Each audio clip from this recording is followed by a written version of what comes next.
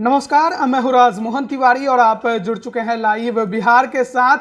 बिहार में स्थानीय निकाय कोटे के 24 सीटों पर होने वाले एमएलसी चुनाव को लेकर एनडीए ने सीट बंटवारे की घोषणा कर दी है। मुकेश सहनी और मांझी जी को कोई भी सीट नहीं दी गई है, लेकिन वहीं मुकेश सहनी ने पिछले दिन एक प्रेस कॉन्फ्रेंस किया जिसमें उनसे एनडीए में बने रहने पर सवाल किया गया।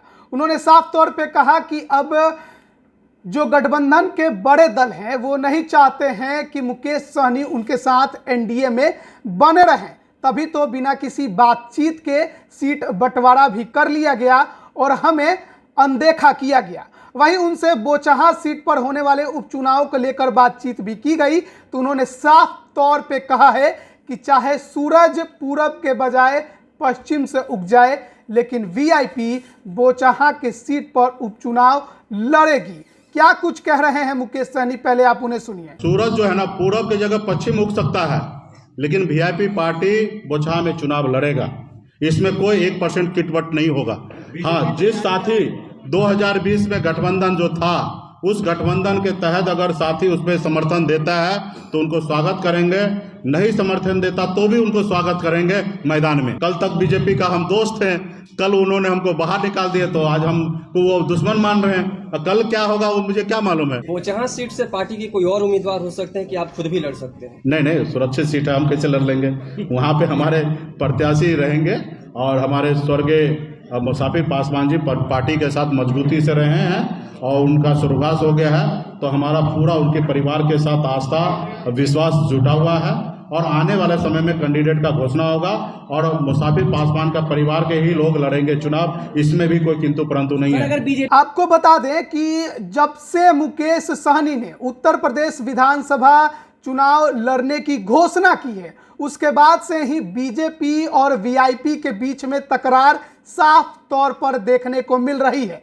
मुजफ्फरपुर से बीजेपी के सांसद अजय निषाद ने कई दफा मुकेश सहनी को सीधे टारगेट किया है और यहां तक कहा था कि बोचहा से बीजेपी का उम्मीदवार उतरना चाहिए। आपको बता दें कि बोचहा से 2015 का चुनाव जीती बेबी कुमारी लगातार बोचहा में दौरे कर रही हैं, लोगों से मिल रही हैं, जाहिर तौर पर वो उपचुनाव की तैयारी करते नजर आ रही हैं।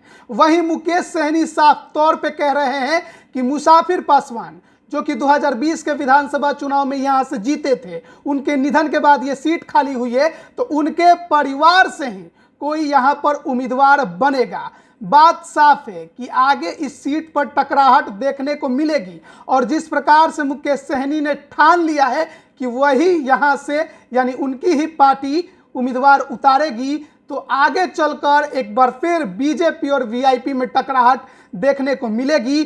क्या गठबंधन का स्वरूप पहले जैसा बना रहेगा या मुकेश सहनी जैसे कह रहे हैं कि उन्हें एनडीए ने अपने तरफ से बाहर निकाल दिया है, अब देखना है कि वो कब तक इसमें बने रहते हैं। तो जब अधिसूचना जारी होगी बोचहा की सीट पर उपचुनाव की लड़ाई की, तब जाकर फिर बहुत सी बातें क्लियर हो जाएंगी। अगर बीजेपी अपना उम्मीदवार वहां उतारती है तो जाहिर तौर पर मुकेश सहनी को एनडीए अब आधिकारिक ऐलान करके उस दौरान छोड़ना पड़ सकता है। अभी तो वैसे भी एनडीए में लगातार उनकी फजीहत ही हो रही है और वो खुद इस बात को मान रहे हैं। अब बने रहिए लाइव बिहार के साथ, तमाम अपडेट हम आप तक पहुंचा रहे हैं। आप सभी का बहुत बहुत धन्यवाद। लाइव बिहार यूट्यूब पर सब्सक्राइब और फेसबुक पर लाइक जरूर करें।